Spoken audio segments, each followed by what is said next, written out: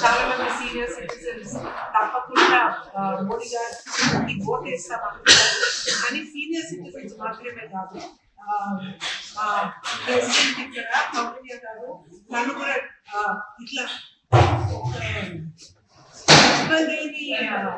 Feeling ఉంది అందరికి.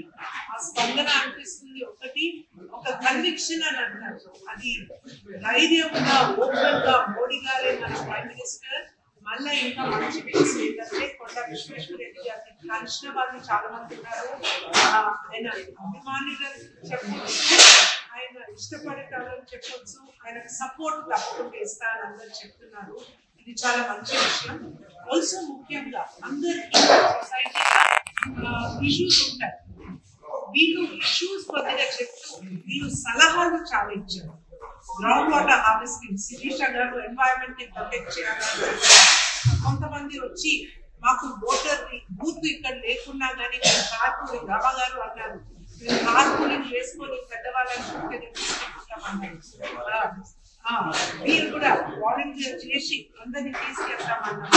ఇంకో డాక్టర్ గారు వచ్చి తప్పకుండా మీరు రెయిన్ వాటర్ హార్వెస్టింగ్ గేటెడ్ కమ్యూనిటీలలో చేద్దాం, ఆయన రోడ్లు కూడా చేద్దాం. ఎక్కడ డ్రైనేజ్ వాటర్ క్లాగింగ్ పిట్స్ ఉన్నాయి అక్కడ చేద్దాం. ఈ సలహాతో ఒక నేషనల్ ప్రోగ్రామే స్టార్ట్ చేయవచ్చు.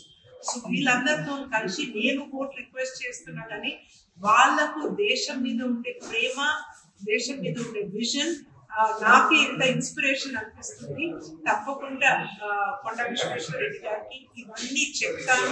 తాను తీసుకుపోయి దీన్ని ఇంప్లిమెంటేషన్ ఎలా చేస్తారని ఒక ప్లాన్ చేసి నాకు చాలా నమ్మకం ఉంది.